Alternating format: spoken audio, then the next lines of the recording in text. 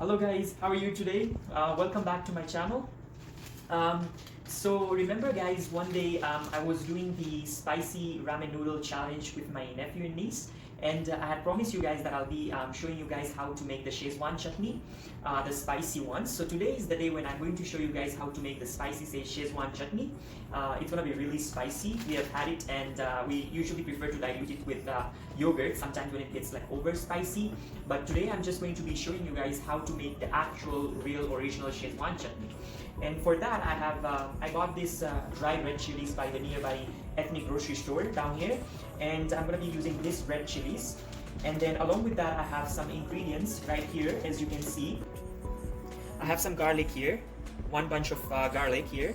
I have about a quarter of finger of ginger.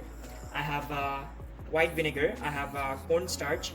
I have some black pepper here. I have some soy sauce, and I have just a pinch of ketchup and a pinch of red sauce, just to give it a good color of the Schezwan chutney. And then also I have 1 glass of water that I'm just gonna use it accordingly to how thick I want my Schezwan chutney at the end. Yeah, so these are the basic ingredients of the Schezwan chutney. Alright, so guys, it's time to start the first step of making the Schezwan chutney. I'm just gonna put my flame here to medium, turn it on to medium, and then I'm going to put my whole glass, 1 glass of water is fine. You can add more according to the thickness you want at the end of your Schezwan chutney.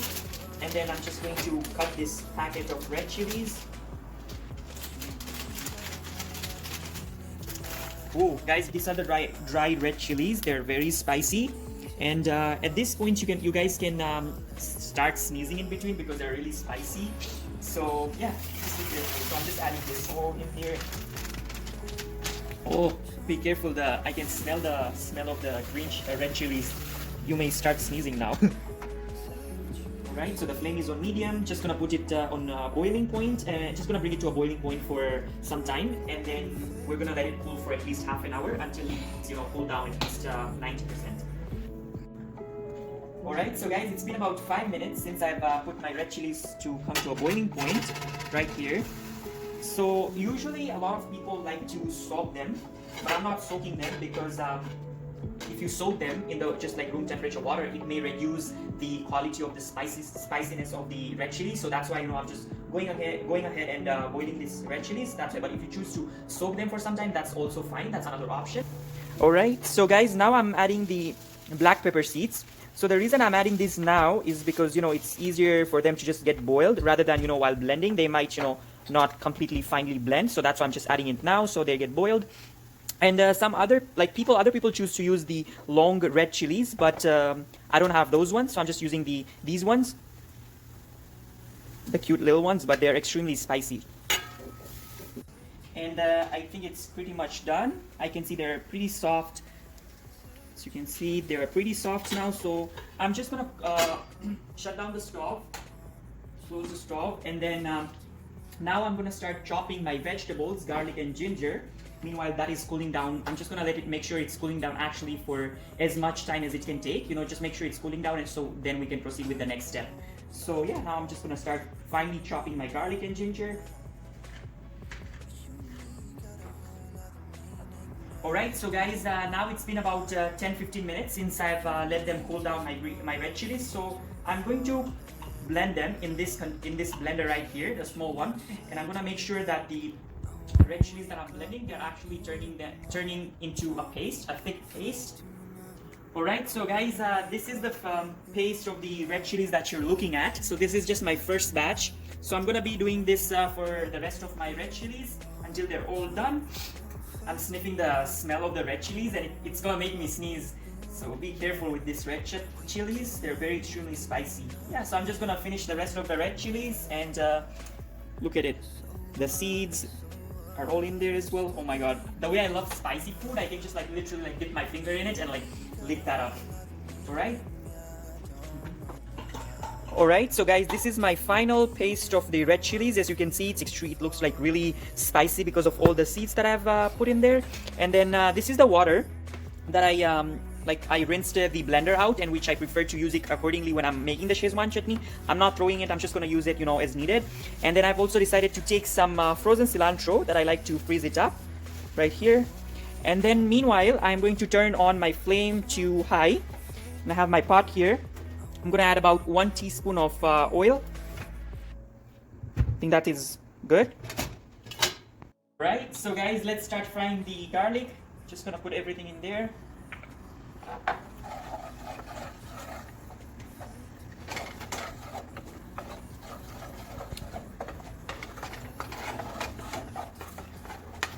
So I'm just making sure that it's not getting burnt or getting too dark. Just making sure it's like the smell of the raw garlic is going away and it's not bringing the smell in the final result of the Schezwan chutney.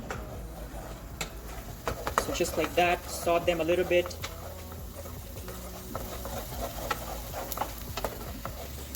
Alright, so if you guys also like to add more garlic, you can definitely add more. But I think for me, my family, I think this is just a perfect amount of garlic. But if you want more or if you want less, you can go ahead and do the adjustments as needed.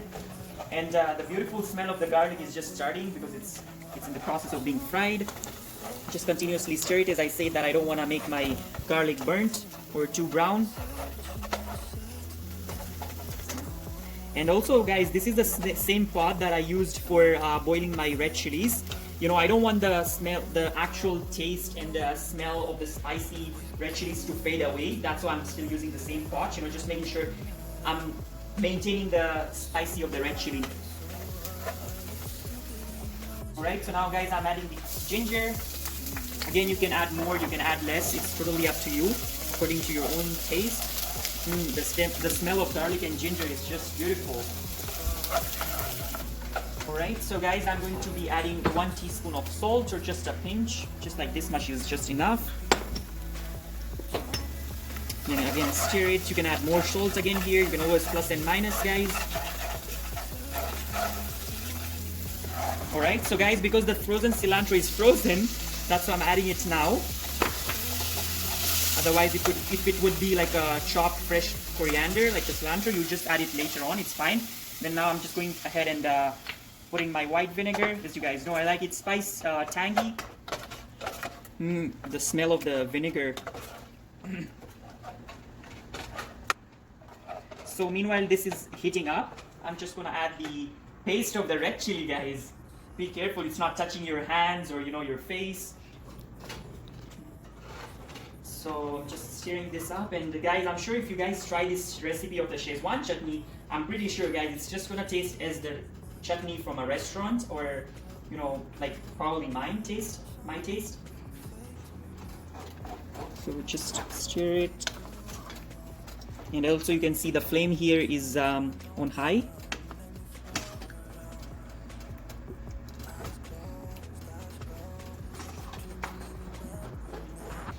Alright, so guys, after 5 minutes, I'm going to add some other ingredients. Just giving it a stir here first, and then now I'm adding the ketchup, the little bit of ketchup that I showed you guys earlier, and the red chili, just to give it a good, beautiful color, like the red color of the Schezwan chutney. And then I'm adding the soy sauce. I don't really like soy sauce that much, but just to give it a good taste, why not? So guys, the vinegar, the reason why I added vinegar earlier is, the vinegar is actually going to make your Schezwan chutney last long, like preserve it for a longer period of time. So that's why I added to put, a fresh, not fresh like the white vinegar, but it's totally again up to your choice if you want to add it or not. So guys, now again, I'm gonna cover this pot for the more 5 minutes until the oil comes out. Alright, so guys, it's time to open this lid here. It's pretty hot because of the steam. So just giving it again a good stir. As you can see from far, you can see the oil being released. So now it's time to add the water, the excess water. I just made sure, there is water to add. Just adding more water. Giving it again a good stir, and then I'm just gonna cover the lid for again some time. Here you go.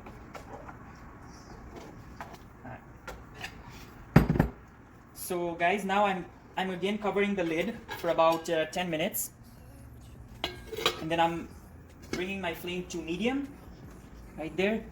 So I'm just gonna wait for 10 minutes now. Alright, so guys, meanwhile this is coming to again another boiling point. I'm just going to make the slurry out of the cornstarch right here. Make sure you guys are continuously stirring this cornstarch so it doesn't create lumps. Just like that. Make sure you're continuously stirring it. So again guys, I'm using the same bowl that I used earlier to put my the red chili paste. You know, I'm trying to maintain the taste of the actual original red chilies.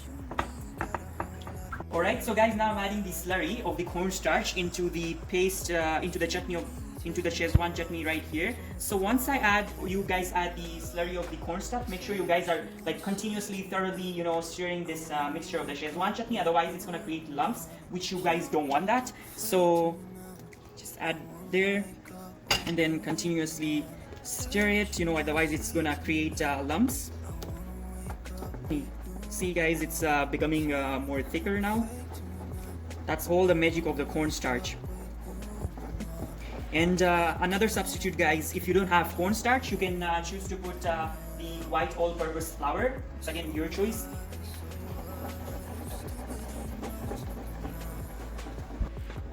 Alright, so guys, at this point you can start tasting it. Just take a little bit of teaspoon, like a small teaspoon, and taste it.